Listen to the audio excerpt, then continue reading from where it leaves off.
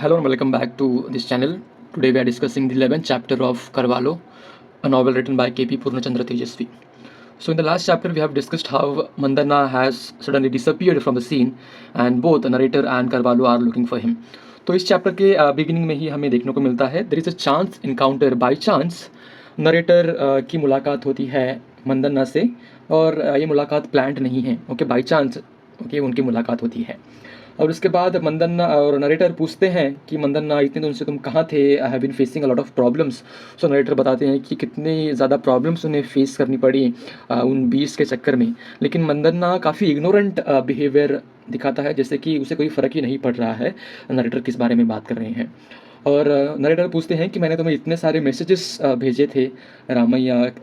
के पास में या फिर रामैया के लोगों के साथ मैंने इतने सारे मैसेजेस छोड़े थे और तुमने उस किसी का भी रिप्लाई नहीं किया या फिर तुमने मुझसे मिलने की कोशिश भी नहीं की और इन सभी बातों के बावजूद मंदन्ना की ओर से हमें कोई भी रिस्पॉन्स देखने को नहीं मिलता है और इसी वजह से नरेटर काफ़ी फ्रस्ट्रेट हो जाते हैं क्योंकि मंदन्ना इतना वियर्डली वो यहाँ पर बिहेव कर रहा है और कोई भी रिस्पॉन्स वो नहीं दे रहा और इन सभी बातों को सुनने के बाद मंदन्ना अपनी ही दुख भरी दास्तां वहाँ पर शुरू कर देता है वो अपनी ही प्रॉब्लम्स को डिस्कस करना शुरू करता है और नरेटर की प्रॉब्लम सुनने के बाद में भी कोई वो सोल्यूशन देने के बजाय अपनी खुद की प्रॉब्लम्स को डिस्कस करना शुरू करता है पहले वो बोलता है कि कैसे उससे प्रोफेशनल डिसअपॉइंटमेंट फेस करना पड़ा जैसे कि हमने पिछले चैप्टर्स में डिस्कस किया था कि मंदन्ना एक्चुअली में जो वहाँ पर जॉब ओपनिंग निकली है उसके लिए वो अप्लाई करना चाहता था लेकिन करवालो के डिसीजन की वजह से उसे वो जॉब खोनी पड़ी जो वहाँ पर एक प्यून यानी अटेंडर की वहाँ पर एक जॉब निकली थी गवर्नमेंट जॉब वहाँ पर जो निकली थी करवालो के डिसीजन की वजह से मंदन्ना को वो जॉब खोनी पड़ी और इसी की वजह से मंदन्ना काफ़ी डिसअपॉइंटेड है करवालो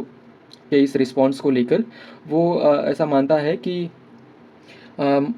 करवालो ने एक ऐसे कैंडिडेट को चुना है जो कि क्रिश्चियन है ओके और क्योंकि करवालो भी क्रिश्चियन है इसीलिए डिस्क्रिमिनेशन करते हुए उसने क्रिश्चियन कैंडिडेट को प्रेफर किया है और उसे ये जॉब उन्होंने दे दी है इस अटेंडर की जॉब के बारे में हम डिस्कस कर रहे हैं ओके और इसीलिए मंदन्ना काफ़ी डिसअपॉइंटेड है उसे लगता है कि क्योंकि मैंने इस जॉब को खो दिया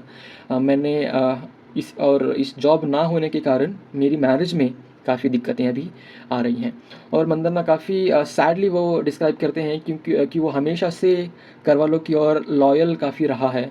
करवालो की हर बात उसने मानी है वो कहता है कि मैं करवालो का एक ट्रू डिसाइपल यानी कि एक सच्चा मैं उसका विद्यार्थी था लेकिन बदले में मुझे क्या मिला मंदन्ना कहता है कि एक सच्चा विद्यार्थी होने के बावजूद करवालो जब जॉब देने की बारी आई तो उन्होंने अपना कास्ट बेस्ड प्रेफरेंस उन्होंने दिखाया और मंदन्ना को लगता है कि क्योंकि मंदन्ना क्रिश्चियन नहीं है और जो दूसरा कैंडिडेट था वो क्रिश्चियन था इसीलिए करवालो ने वो जॉब उस क्रिश्चियन कैंडिडेट को दे दी जो कि हमें आगे पता चलता है कि काफ़ी गलत इंटरप्रिटेशन है करवालो ऐसा चाहते थे कि मंदन्ना क्योंकि काफ़ी टैलेंटेड इंसान है वो अटेंडर की पोजीशन को ना लें एक बढ़िया पोजीशन उसके लिए दी जा सकती है क्योंकि मंदन्ना एक अच्छी पोजीशन डिज़र्व करता है मंदन्ना के पास इतना पोटेंशियल है क्योंकि तो उसे सिर्फ अटेंडर बनकर नहीं रहना चाहिए उसे एक हायर पोजीशन के ऊपर जाना चाहिए ऐसा करवालो मानते हैं लेकिन इस चैप्टर में हमें देखने को मिलता है कि मंदन्ना काफ़ी डिसअपॉइंटेड है करवालो के इस डिसीजन को लेकर और मंदन्ना बताता है कि कैसे उसके ऊपर मैरिज के लिए काफ़ी सोसाइटल प्रेशर उसके ऊपर आ रहा है पहले तो उसकी बढ़ती एज और दूसरा है उसकी मदर के काफ़ी हार्श वर्ड्स उसे रोज़ सहने पड़ते हैं और लोग उसे एक विधवा का लड़का यानी एक विडो का सन इस लेबल से पुकारते हैं और लोगों का ऐसा मानना है क्योंकि मंदन्ना का पिता नहीं है क्योंकि मंदन्ना की जो माँ है वो एक विधवा है इसीलिए मंदन्ना की शादी में दिक्कतें आ रही हैं तो मंदन्ना की इस शादी ना होने के प्रॉब्लम के वजह से मंदन्ना की माँ को भी काफ़ी बातें सुननी पड़ रही हैं तो ये हमें दर्शाता है कि कैसे गाँव में शादी न होना शादी में दिक्कतें आना कैसे एक परिवार को बहुत सारी दिक्कतों में ढकेल सकता है उसके बाद हम मंदन्ना का एक और कंसर्न है वो ऐसा मानता है कि अभी जो सीज़न चल रहा है अभी जो टाइम है वो शादी करने के लिए काफ़ी एकदम ऑस्पिशियस टाइम है काफ़ी परफेक्ट टाइम है जैसे कि हमारे यहाँ शादी के सीजन्स होते हैं ना तो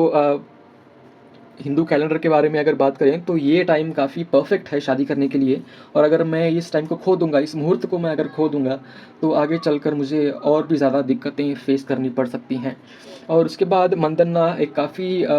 इमोशनल चेहरा बनाकर वो नरेटर के पास हेल्प मांगते हैं। वो कहते हैं कि प्लीज़ आप मुझे इस मैटर में हेल्प कीजिए, क्योंकि वो कहता है कि मैं एक्चुअली रामैया की जो डॉटर है, नॉर्वे रामैया की जो डॉटर है जिसका नाम रामी है, मैं उससे प्यार करता हूँ और रामी इन रिटर्न वो भी मुझसे बहुत ज़्यादा प्यार करती है। मंदाना कहता है कि रामी तो actually is ready to die for me. वो कहता है कि रामी मेरे लिए जान भी देने के लिए तैयार है, तो हमारे दोनों में तो कोई प्रॉब्लम नहीं है। बट रामी का जो पिता है नॉर्वे रामैया, उसके डिसअप्रूवल के वजह से उनकी शादी नहीं हो पा रही है। और एट द एंड हमें देखने को मिलता है कि नरेटर अभी काफ़ी कॉन्फ्लिक्टिंग पोजीशन में आकर खड़े हुए हैं, क्योंकि वो खुद ही काफ़ी प्रॉब्लम्स फेस कर रहे हैं। ऑन द अदर हैंड वो मंदन्ना से हेल्प मांगना चाहते थे, लेकिन मंदन्ना खुद उनसे हेल्प मांग रहा है उससे उसकी शादी के मैटर को लेकर। तो नरेटर यहाँ पर काफ़ी कॉन्फ्लिक्टिंग पोजीशन में खुद को पा रहे हैं। तो एट द एंड नरेटर उसे हेल्प करना तो नहीं चाहते, क्योंकि जब नरेटर को हेल्प